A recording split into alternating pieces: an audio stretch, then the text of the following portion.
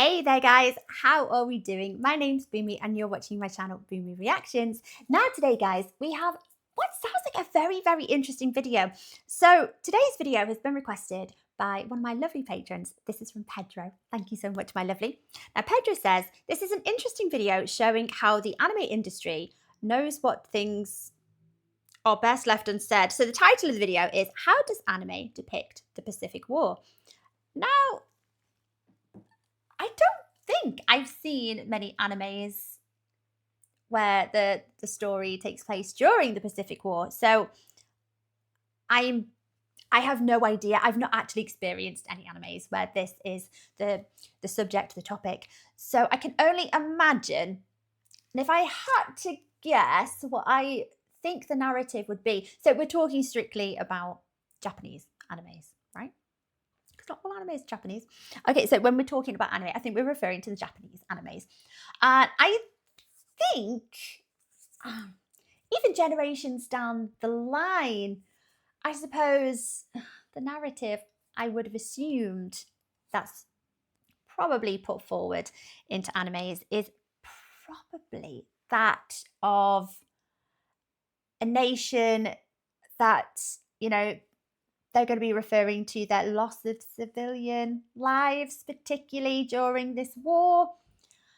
I think there's probably an emphasis on their side of the suffering, specifically talking about Hiroshima and Nagasaki. I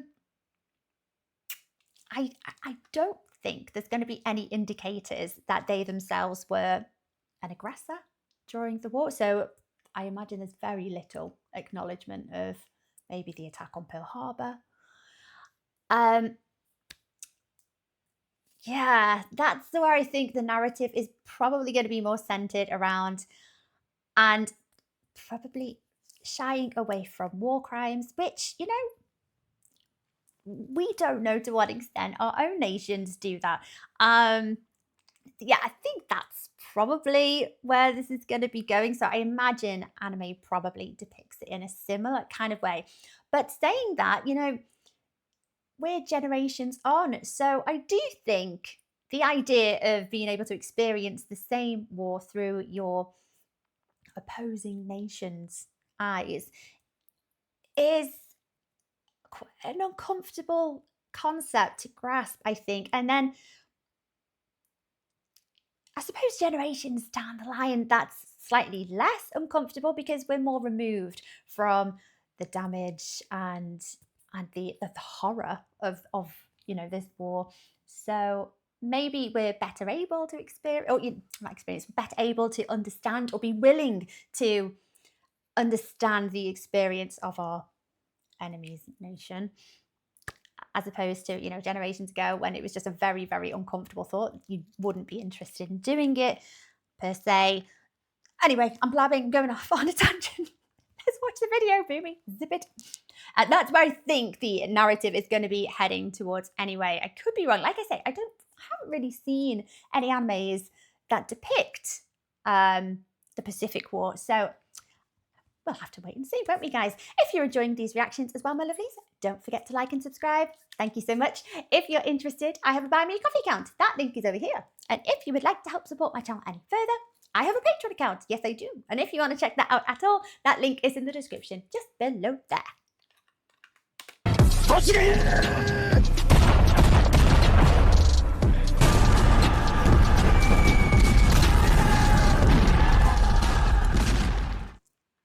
So yeah, I'm a huge weeb. Does Samuel L. Jackson like anime? Yes, I do. Does he? Didn't know that. I too. I don't think that's much of a surprise to any of you who've been watching my content over the years. I'm also the Pacific War channel guy. So I got to thinking, how does modern Japanese anime depict the Pacific War? So what animes do you? Now, I'm not going to sit here listing all of the Pacific War animes there are. Oh, okay. Instead, through my extensive weeb historic research, I basically came up with 4 categories that quasi breaks it down as a sort of genre. Thus, please join me as we dig into the world of... The term weeb, is it meant to be an offensive term? Are people owning it? I don't. Okay. I don't think I would be classed as a weeb. I have not watched enough anime, but if I did, would I be embarrassed to be called a weeb? Such a dumb question. But before we jump into the categories, to give you a more quick answer, in general, modern Japanese anime depicts the Pacific War using a few specific themes. Okay. The largest one is trauma, notably the suffering of Japanese civilians during the firebombing and atomic bomb campaigns. After that, it's a lot of tech fetish stuff, you know, glorifying warships and aircrafts because, well, you can't really glorify the soldiers. You don't want to be like this. This is disgusting. This is awful in every way. Oh. Yeah, it might get a bit awkward there. So a big theme is the glorifying of technology, or the technology that Japan had. Okay, I would not have guessed that. Okay. Yes. Like I thought, one of the recurring themes is probably, would you say, victimhood? So concentrating on the loss of lives of civilians, how awful, you know, the attacks were, the loss of Japanese lives, without the acknowledgement of things like the attack on Pearl Harbor. Not a good look. Other major themes consist of questioning nationalism and militarism, promoting heroism and sacrifice. But above all else, anime will avoid at all costs any mention of anything related to war crimes committed by the Japanese during 1931 to 1945. Like I suspected. No nation wants to really fess up and admit to their war crimes. We will not fully know our nations and what they, you know, what happened. I don't believe anyway. So yeah, I suppose not really much different there. But when your war crimes are very public knowledge with evidence, you should probably admit and acknowledge them. It never happened. And I mean goddamn, try to find a Japanese anime uttering the word Nanjing or Unit 731. And you think, well, hell is real. It's like, read about Unit 731. Oh, it's awful. And then come and tell me you don't believe hell is real. The first category is the most obvious. It's the anti-war one. Or perhaps you can describe it as trauma-induced cultural therapy. Most anime depicting the Pacific War chooses to showcase the consequences of the war, i.e. the suffering of Japanese civilians. But not the instigation of being the aggressor in the war, okay? What about the suffering of Chinese civilians? Yes. Stop asking questions. It's an urban legend that never happened. Within this category lies the Holy Trinity, Grave of the Fireflies, Barefoot Gen, and In This Corner of the World. Now, the only one I've even remotely heard of is Grave of the Fireflies, which I have not watched. I do need to watch. I'm aware. The other two I haven't heard of, though. All three of these films deal with the atomic bomb or firebombing of the Japanese home islands, and the resulting human suffering. Each holds a harrowing account that brings you to tears. And no worries, I'm not going to spoil these films. I'm easily moved to tears. I'm gonna do it! Don't you dare. Barefoot Gen deals with Gen Nakioka and his family struggling to survive in Hiroshima during the final days of the Pacific War. On August the 6th of 1945, the Enola Gay drops the atomic bomb, killing nearly everyone Gen knows. The rest of the anime deals with Gen struggling to aid his mother, Kime, and his baby sister, Tomoko. Similarly, in Grave of the Fireflies, Seita and his sister, Setsuko, lose their mother during the firebombing of Kobe, and they're forced to live with their distant aunt. Feeling cheated by his aunt, Seita leaves his aunt's care with his sister to try and live it out in an abandoned bomb shelter, where the two struggle to survive. Most of you have probably seen this Studio Ghibli classic, and well, it's a real tearjerker to be sure. I don't want to spoil any more of it. But if you want to know more about this one, I conveniently have a in-depth review of it. Warning, you will cry. I mean, it doesn't take a lot to make me cry. Oh gosh, I'm going to be a blubbering mess by the end of that.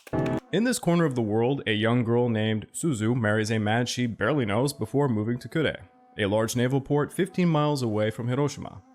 During some air raids in 1945, Suzu loses her brother, her niece, and her right hand. Then she witnesses the atomic bombing of Hiroshima and finds out most of her loved ones perished. That's rough, buddy. Suzu plunges into a very deep depression, as I think all of us would, and then she lives under the US occupation period. But she eventually regains a passion for life by acquiring a new sense of family. Honestly, this one's a very beautiful film. Hey guys, this is Craig from the Pacific War Channel. Please don't forget to check out my YouTube membership or my Patreon account over at www.patreon.com/thepacificwarchannel, where you can join the ranks and gain access to a hell of a lot of goodies. At the base minimum, you get access to the exclusive monthly podcast, early access to all of my content, voting rights for what subjects I will tackle next, and at higher tiers, I have much more goodies to come. So please click that link and check it out. In all three of these films, they deal with the absolute horror that was the bombings of Japan and human suffering caused by them. For those of you who don't know, by the end of the Pacific War, the Japanese home island suffered extensive bombing campaigns aimed at forcing the Japanese leadership to surrender. Major cities were devastated by firebombing conducted by aircraft such as B-29 superfortresses. It's estimated that approximately 147,000 bombs were dropped by B-29s, with 90% of these occurring in the last 5 months of the war. This relentless assault led to the destruction of 2.5 million houses, displaced 8.5 million people, and resulted in the deaths of roughly 425,000 Japanese civilians, with an additional 470,000 wounded due to the firebombing and 2 atomic bombs. We can all still appreciate the loss and how awful war is. Even, the losses felt on our opponent's side. We still have that humanity about us. It goes without saying, the Japanese people have a unique wound that persists to influence their art to this very day. I think you would be hard-pressed to find another cultural representation with such an anti-war impact. The other 2 films I would toss into this category are The Boy and the Heron and Giovanni's Island. The Boy and the Heron involves a Japanese youth, Hisako, who loses his mother during the firebombing of Tokyo.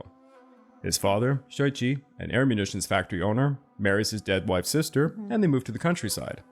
Asiko then finds himself pulled into a fantasy world by a heron, who kind of reminds me of Danny DeVito for some reason. I am not a human being! I am an animal! Cold-blooded! Danny DeVito, but isn't he voiced by Robert Pattinson? He undergoes a coming-of-age journey where he learns to overcome his selfishness and live for others. The fantasy world is actually an abstract version of militaristic Imperial Japan, and there is a narrative of forging a better path. I am not gonna lie, this one is a bit deep, kind of the artsy-fartsy type, you might say. Requires a bit of knowledge of 1930s and 1940s Japan. I actually forced my wife to watch it, and she said, and I quote, What the fuck is this piece of shit? Giovanni's Island is a bit more unique than the others. It's about 2 brothers, Junpei and Kanta, who live in Shikoten Island. At the very end of the Pacific War, the USSR occupied this island, forcing their family to live in a stable as a Russian family occupies their home. Eventually, the brothers end up in an internment camp at mecha, waiting to be deported to the home islands. The boys struggle to survive as their entire world is uplifted. So yeah, the overall theme is the hardship and struggle to survive what was an extremely traumatic time. The second category could be called mecha. What the heck? That's a mobile suit! It's a Gundam! For the tech. It hyper-focuses on the technology of the war rather than the human beings. In general, the vast majority of Japanese anime that depicts the Pacific War tend to highlight technology and avoid enemy soldiers. Like how advanced Japan was. You see B-29s bombing Japan, warship battles, aircraft dogfights, and so forth. It's pretty rare to see Japanese soldiers firing upon Allied soldiers. This is simply because the Japanese are self-aware. The majority of their actions in the Asia-Pacific were not a good look. The Japanese rape and kill people in Nanking! The only thing Japanese love more than killing people is killing themselves! So like any good artist, they try to depict themselves facing a nameless, faceless, steel enemy. One of the classic ones that comes to mind in this genre was part of an OVA known as The Cockpit that tells 3 stories. One of those stories is called Sonic Boom Squadron. Yes, this is where the meme comes from.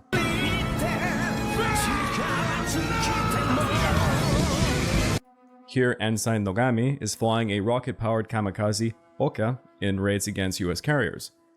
On his first raid, he actually fails, but he gets a second chance and he successfully crashes into the carrier's superstructure, surprisingly not exploding right away, before the Oka explodes and sinks the carrier. It's a little bit of what was it all for kind of moment. The Wind Rises loosely follows the real story of Jiro Hirokoshi, who developed the Mitsubishi A6M Zero Fighter. The story begins with his early life, his education, and his work in an aircraft manufacturing plant. However, if you're really interested in the story of how the Zero Fighter came to be, I actually wrote an episode for Kings and Generals not too long ago, so please go check it out. Okay. This story spans numerous years, showcasing how different nations went about aviation development, and involves a human story with Jiro's romance with Naoko, suffering from tuberculosis. Yet by far the most popular Pacific War mecha of all time is, of course, the legendary space battleship Yamato. It's one of the most influential animes of all time, directly influencing the Gundam franchise. Hiro, I know too much about you.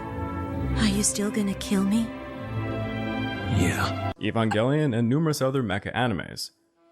Its plot is, well, batshit crazy. In the year 2199, an alien race known as the Gamillas unleash radioactive meteorite bombs against Earth. Yeah, it's basically like Starship Troopers. Humanity retreats deep underground into their cities, and they're being driven into radioactive extinction. Earth's space fleet is hopelessly outclassed by the Gamillas. To be fair, I would probably say that the plot behind an awful lot of animes is bananas, nuts. Then the humans uncover a faster-than-light engine design, and they receive a message from a planet known as Iskandar, who claim that they have a device that can cleanse the Earth of its radiation. Thus, Earth builds a massive spaceship from the wreckage of the World War II Japanese super battleship Yamato. Yeah, they just kind of scoop her from the ocean floor and basically make her spaceworthy. They give her a new warp drive, wave, motion guns, and such. Okay. Then Battleship Yamato departs on a grand Star Trek-like journey for Iskandar. This just goes to show how much of a blow to the Japanese army, or navy rather, the loss of the Yamato was. There are numerous shows, remakes, movies, and spin-offs that showcase the adventures of Space Battleship Yamato.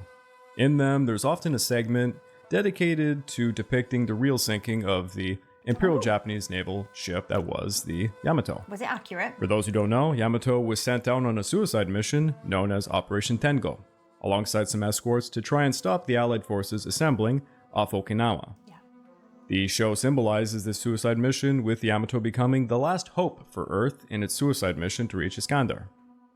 Throughout the series, there are countless references to the Pacific War. Is that because the Yamato was perceived as the last hope for Japan during the Pacific War? Again, the team behind this one probably thought to themselves, well, we can't just have it fight the Americans, so let's just toss aliens at it. Welcome to Earth. Aliens. Now, despite the comical nature of the plot, the original show actually had a really deep narrative that glorified the military and the men who fought and died for Japan, tinged with justifications and some remorse.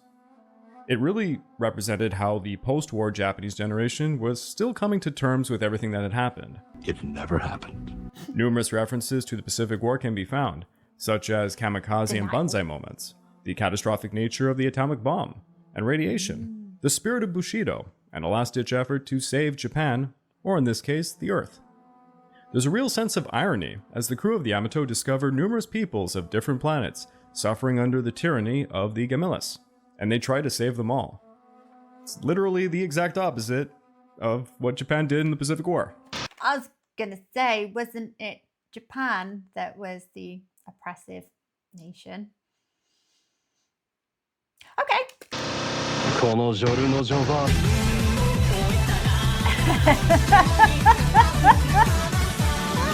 But the end of the original series did deliver a clear statement on the morality of Imperial Japan, and urge the audience to be better than their fathers. You've got to do better.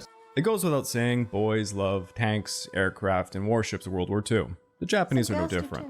Thus, an entire industry was forged. While Japan would be hard-pressed to show national pride in the war effort, they certainly can instead showcase Japanese ingenuity. The next category is alternate history. And oh yes, everyone knows I love this genre. I love alternate history. I am an alternate history hub fanboy. Yeah! All the what ifs. By far the most famous of these is Zipang, where the Japanese Maritime Self-Defense Force ship Mirai goes out on a training exercise only to be traveled back in time to June the 4th of 1942. Yes, the first day of the Battle of Midway. And yes, this is Japan's version of the final countdown. Nimitz disappeared in the Pacific and reappeared December 6th, 1941, off the coast of Pearl Harbor. The final countdown. Stop being boring! What do these future sailors do with their extremely advanced helicopter defense destroyer from the year 2000? They decide to do nothing. That will change history. Oh, so their options were let's attack our nation as it was generations ago, or let's join our nation. And they chose to do nothing because it's immoral to change history. Yes, it's just Japan's version of the final countdown. Okay. Such wasted potential. Yeah, right? God damn it, why can't we have nice things? Despite their intentions to be beta cook, they do gradually get drawn into the war, but they resist openly aiding Japan the entire time. A large part of the show revolves around the Mirai crew trying to convince the Japanese to evacuate Guadalcanal, and eventually sees the Mirai face against the USS Wasp. For those of you who don't know your Pacific War history, well, this show will actually please you, as the writers certainly did the research.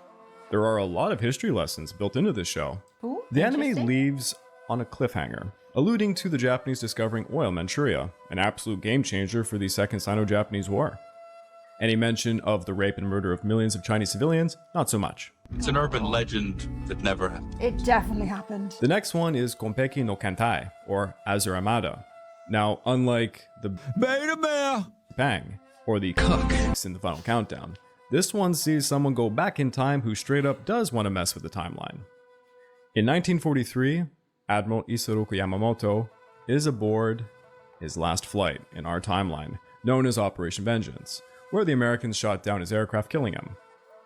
Instead of dying, however, Yamamoto wakes up to find he is back on May the 28th of 1905 during the legendary Battle of Tsushima. He discovers he has retained his knowledge, and he decides he's going to change the course of history for Japan. Right, how? Because he's based, unlike those Beta Bear in Sepang in the final countdown, he spends years spearheading a massive naval construction program, building advanced battleships, supercarriers, and even nuclear submarines built off the real I-400 Sentoku design.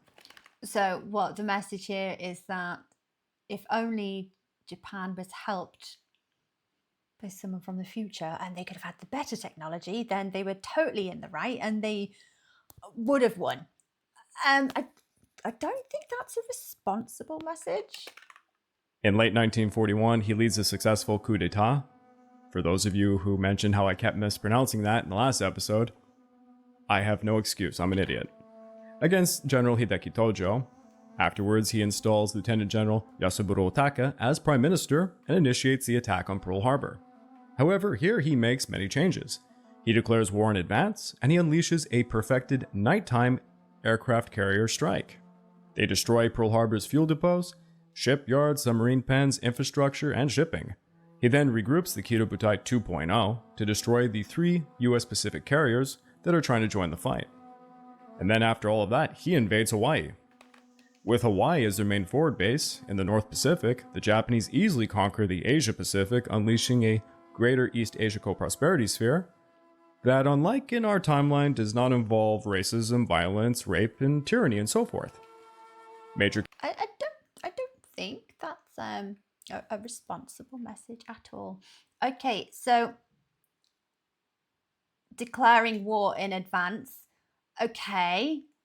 But the only reason why the attack on Pearl Harbor had the impact that it did is because they had the element of surprise. So I don't think this would have gone well for the Japanese if they didn't have the element of surprise. I could be wrong, guys. I'm not pretending to know an awful lot about, war or anything like that. Campaigns are fought in I the see. Tasman Sea and the Torres Strait, where the Japanese Navy cripples the American Pacific Fleet, before Japan begins attacking the American West Coast. A Japanese submarine carrier flotilla destroys the Panama Canal's Gatun locks, and then the Japanese unleash a long-range surgical airstrike against the Manhattan Project's Los Alamos facilities. This literally gives President FDR a stroke, leaving Truman to take charge, and he sues for peace. Boy, that escalated quickly. And now... I think there's a big element of fantasy going on there. You would assume that's the end of the show, but no. Go big or go home. After that, Mustache Man becomes concerned with Japan's rapid growth and technological advances, and he decides to declare war on Japan. Yes, Hitler declares war against... Okay. Oh. Japan immediately hits Germany's atomic weapons research facility with intercontinental flying boat bombers. Then a campaign erupts in India, with Japan allying with Britain of all people, and the Soviets get rolled by the Germans as the US joins the war against Germany, and Japan gives America Hawaii back, and it's crazy. Eventually, the Japanese turn the tide in the battle for the Atlantic, and Germany is defeated by 1950. So yeah, Kopeki no Kentai is Japan's conservative wet dream. Aptly put. That would not happen. Britain was fighting the Japanese. Okay. Pure fantasy. And all done without any mention of war crimes and atrocities, just like a Japanese history textbook today. Not a chance. In general, these alternate history animes are guilty pleasures seeking to rewrite the past and perhaps showcase a sense of remorse for what Japan did. Yeah, but you would assume that the more important message is to kind of accept, yes, this is a dark period in the world's history. This is a very dark period in our history as well. However, we move forward, we learn, and everyone unites together under the premise that we don't want these things repeated, because ultimately everybody suffers. That should be the takeaway.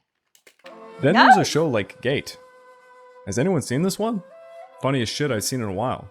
It's just Japanese conservatives having a field day. Like, yeah, let's bully the piss out of some medieval losers. Category number 4 is by far the most important one, and of course, that being anime girls transforming into warships from World War II. No! God, please, no! No! I want to see it. Sailor Moon it. Yeah. Into a warship.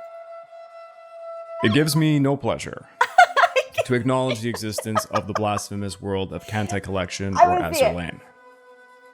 God damn it, why does this shit even exist? I don't Why know. did you creep your way into my world of warships? Fan service. Look how they mess with my boy. I'ma just read the literal Wikipedia plot synopsis on Kantai Collection.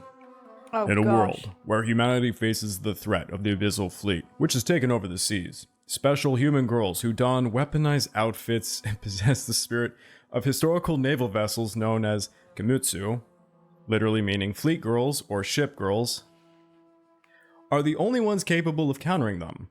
The Kamutsu live together at a naval base where they spend their everyday lives as they begin training for battle. And when they're not training for battle, they spend the rest of their time being cutesy and probably kissing. With short skirts. Someone was paid to write this. The series initially follows the World War II Japanese destroyer Fubuki. Then in the second season it switches to the Shigeri, following a storyline reminiscent of the last 2 years of the Pacific War. For example, the baddies fight the girlies at Leyte Gulf. You're probably asking yourself, why did I include this? Well, if it gets people interested in the Pacific War, I guess it fits. Yeah. But straight yeah. up, the men responsible for thinking this one up belong in jail. And I mean like literally, most of these girls are underage lolicons who belong in some guy's PC folder beside his taxes folder. You can see this is an example of the kind of structure that I'm referring to. What? If you know. Oh, it's the Loletians.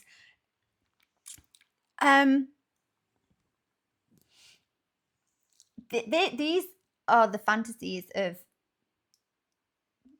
really weird, pervy Japanese men, I think. You know. You like popsicles? Azur Lane is identical. An alien force attacks Earth's oceans, and only ship girls can face them. The only difference is Kentei Collection focuses on Japanese ships, while Azur Lane has a full international roster. Again, send these boys to jail. FBI, open up! If you thought they would stop at warships, you were sorely mistaken. There tanks also as exists well. Girls One Panzer for tanks, and Henkei Shoujo where girls transform into jets. Why? Right. What's that?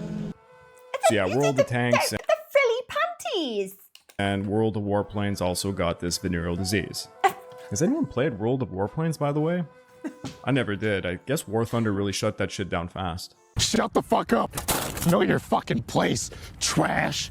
So yeah, overall, Japanese anime that depict the Pacific War tend to focus on the anti-war trauma, glorifying the technology and innovations, sneak in some history lessons when they can, alongside cute anime girls. This episode is far too long. Now for a generic YouTube conclusion that I will read out. Can you circle all the traffic lights, please? What did you think of this wacky episode? Please comment down below what you want to hear more about in the future. And please don't forget to like and subscribe. And if you have a chance, you can check out my YouTube membership or my Patreon account at www.patreon.com/thepacificwarchannel, where you can get access to the exclusive podcast series, early access to all the content I make, and voting rights for the subjects I will tackle next. But until next time, this has been Craig from the Pacific War Channel, over and out.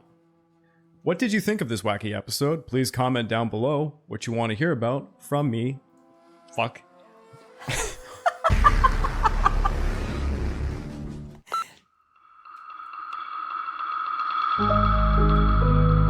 Oh, I do love a good blooper. Okay, the last category is shocking because it shouldn't exist. That's really weird. Fan service. There's got to be some deeper meaning behind the warships, the tech, the Japanese tech maybe, being depicted as lolicons. It's weird, and don't do it. You see that? When they were in there, I don't even know what form you call it, but you can see that they still had their frilly little panties.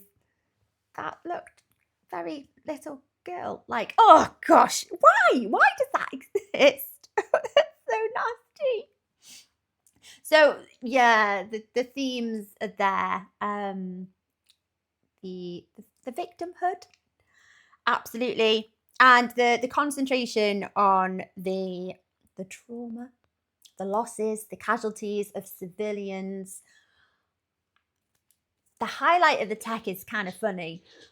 Yes, it's there, but you know, that's not really the point of war.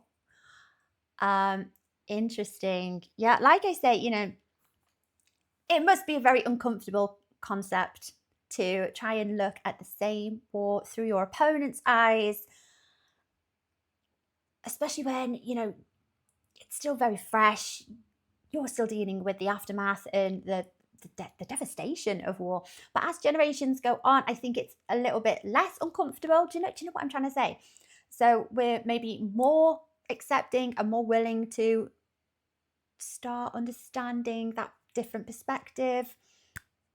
But it must be an uncomfortable idea at first. I don't believe in any nation not acknowledging their war crimes or even their crushing defeat. Very, very interesting. It's very interesting that it's still depicted even generations later in a similar kind of frame, you know, in anime, you'd think that as generations have gone on, as times have moved on, maybe there's more of a move into highlighting that nobody wins in war, that the devastation is on both sides and it's so catastrophic. But no, just focus on the one POV. I'm sure. Very, very interesting. Thank you, Pedro, for requesting this very interesting video there. I am definitely wanting to get into watching more and more animes. So let me know, which one do you recommend when we're talking about the animes that depict the Pacific War? I've seen one of those in the list. Which one would you recommend, guys? Thank you for watching along with me, my lovelies. Take care of yourselves, and I will see you next time. Bye-bye.